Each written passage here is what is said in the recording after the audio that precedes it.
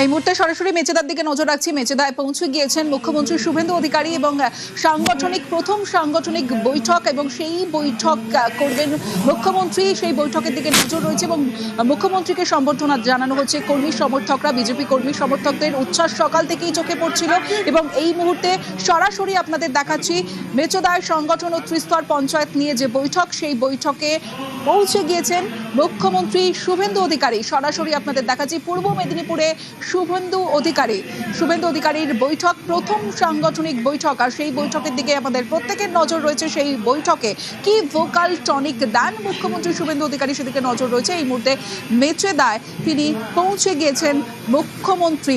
সুজিত ভৌমিক রয়েছে আমার সঙ্গে। সুজিত, তিনি কিন্তু পৌঁছলেন মুখ্যমন্ত্রী কনভয় থেকে নেমে তিনি হাঁটতে থাকেন এবং তার দলের কর্মী নেতা এবং নেত্রীরা তারা কিন্তু তাকে বরণ করে নেন।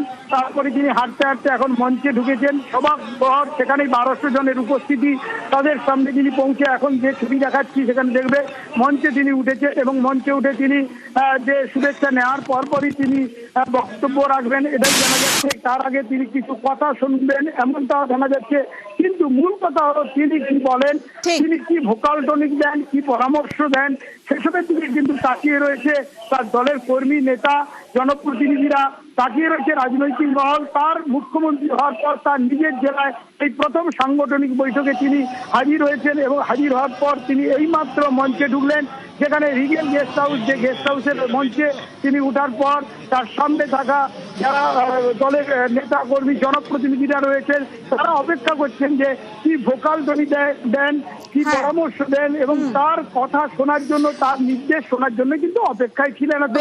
এখন অপেক্ষা শেষ।